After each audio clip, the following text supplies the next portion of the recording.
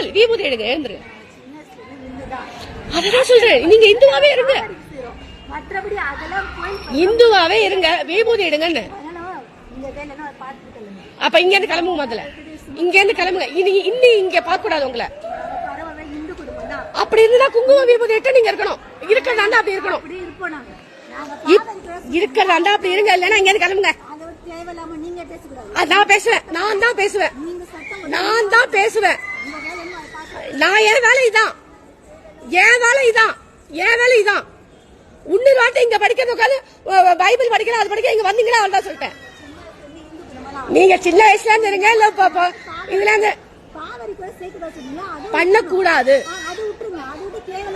நான் தேவையில்லாம ஆரோக்கியம் பண்ணலையே. என்ன சட்டம் பேசுறேன், என்ன சட்டம் பேசுறேன்?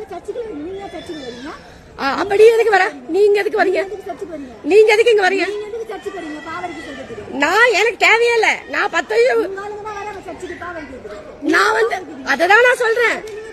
இங்க வந்தா சிவனை பத்தி பேசுங்க, பார்வதி பேசுங்க, அது படிங்க, விபூதி இட்டுக்கோங்க, குங்குமம் இட்டுக்கோங்க, உட்காருங்க. அவ்வளவுதான், அவ்வளவுதான்.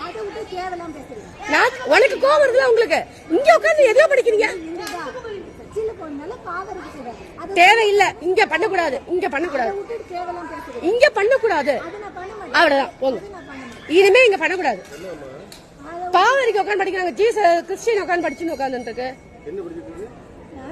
சின்ன வயசுல இந்து குடும்பம் தான். சர்ச்சைக்கு போனால அவங்க வந்து சாப்பிட்டு முடிச்சோன்னா பாவரிக்கு சொன்னா நம்ம செஞ்ச பாவம்னா தீர்ந்துடும் சொல்லிட்டு நான் எழுதிச்சா சொன்னேன். நீங்க என்னமா படிக்கணும்னு கேட்டாங்க. ஏன்னா நான் பாவரிக்கு சொன்னேன்னு சொன்னேன். அதுக்கு இங்க உட்காந்து படிக்கணும்.